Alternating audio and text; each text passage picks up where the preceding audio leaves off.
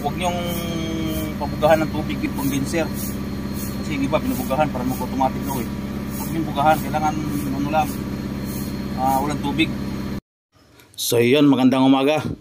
Ito, ganito ako mag-testing ng aircon kung nag-automatic siya ng tama. Ayan, nakabukas yung mga pinto. Sana ganito rin kayo mag-testing. Kasi napaka-effective ng ano na to. Kailangan pag nag-test kayo kung nag-automatic ang tama, ganito nakabukas yung mga pinto. So yun mga kore, ganito yung mag-testing ng aircon. Kung maganda yung lamig niya at saka nag-automatic ng tama. Ayan, nakabukas yung pinto. Ayan, ayan, bukas yung pinto. Tapos kabila, bukas din pinto. Ayan, dyan mo malalaman kung maganda yung lamig ng aircon, nag-automatic ng gusto. Ayan o. Ayan, nakapatay yung aircon yan, hindi yan naka-engage. O, ayan, naka-on na aircon o. Ayan, naka-automatic. Yan, ganyan mag-testing ng aircon.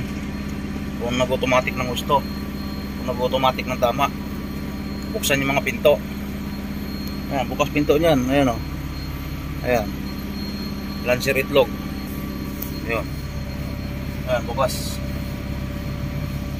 Sa likod, hindi mabuksan eh kasi masikip. Pero ayos na yan, ganyan.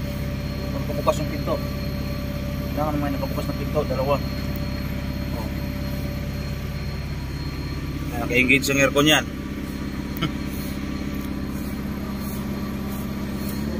Oh, yan o. Nag-off siya. Yan o, ganyan.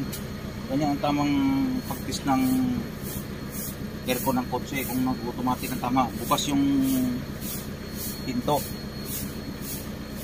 Saka pag napakarga ng refrigerant o freon, ganyan pag-testing sa, sa shop, buksan nyo yung pinto, tapos doon nyo yung aircon, nag-automatic ang tama. Tapos huwag nyong pabugahan ng tubig yung yung condenser. Kasi yung iba binubugahan para mag-automatic daw eh. Huwag niyong bugahan, kailangan ano lang, walang tubig. Oh, diba? Alright.